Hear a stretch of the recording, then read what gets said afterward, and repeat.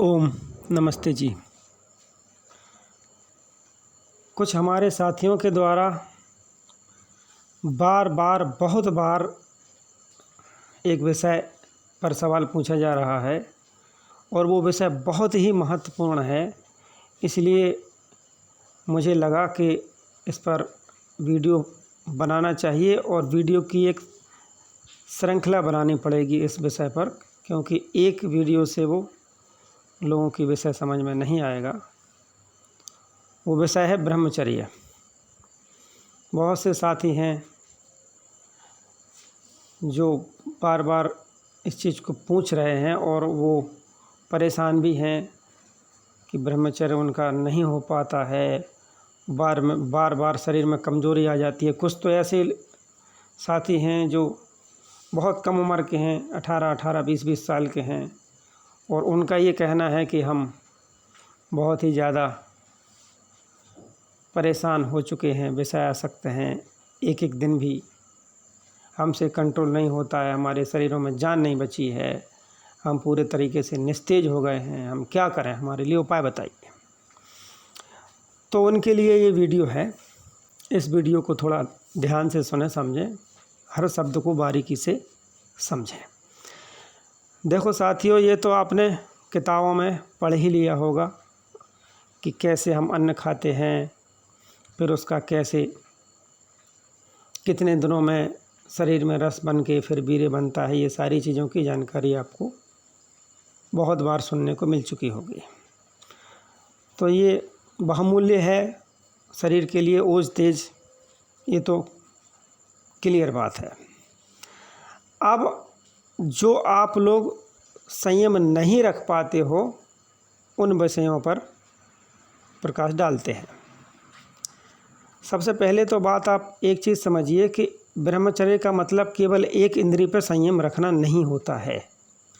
ब्रह्मचर्य का मतलब होता है कि आप समग्र कंट्रोल करें अपने ऊपर, अच्छे विचारों से अपने शरीर को, मन आत्मा को भरें, चलाएं। जैसे कि यदि आपने एक इंद्रिय पर कंट्रोल कर लिया, आँखों को खुला छोड़ दिया, कानों को खुला छोड़ दिया कि आँखों से आप कुछ भी देख रहे हो उल्टा सीधा, कानों से आप कुछ भी सुन रहे हो, अश्लील संगीत सुन रहे हो, नाक से आप कुछ भी तीव्र गंध सूंघ रहे हो, जीभ से आप कुछ भी अभक्ष, मांसाहार, तेज मिर्च मसाले खा रहे हो और मन में क्रोध है आपके, तो आप ब्रह्मचर्य नहीं रख सकते। ब्रह्मचर्य के लिए एक तो आपको थोड़ा थोड़ा सारी इंद्रियों पर कंट्रोल करना पड़ेगा। दूसरा, अपने मन और शरीर को सात्विकता की ओर धीरे धीरे ले जाना होगा। तीसरा, आप अपने आप को व्यस्त रखिए, कार्यों में व्यस्त रखिए, मस्त रहिए और जितना हो सके अपने कार्यों में अपने आप को व्यस्त रखिए। विषयों की ओर चिंतन मत कीजिए। बल्कि मैं तो यहाँ तक कहता हूँ कि आप भले ही किसी से लड़ाई झगड़ा कर लीजिए, पड़ोसी से, मुकदमेबाजी में फंसे रहेंगे तो विषयों की तरफ ध्यान नहीं जाएगा। ये बात थोड़ी कुछ लोगों को सुनने में अजीब लग सकती है, लेकिन इस बात का अगर आप मर्म समझेंगे तो आप इस चीज़ को समझेंगे कि मैं क्या कहना चाह रहा हूँ। मेरा कहने का मतलब ये है, आप कुछ भी कीजिए विषयों का चिंतन हटाने के लिए, तो भी वो उचित है। जैसे आप क्रिकेट देखिए, विषयों का चिंतन अगर उतने समय तक आपको नहीं होता है तो वो उचित है। आप कोई जासूसी मूवी देखिए, विषयों का चिंतन उतने समय तक नहीं हो रहा है तो वो उचित है। आप फुटबॉल खेलिए, देखिए, विषयों का चिंतन उतने समय तक नहीं हो रहा है तो वो उचित है।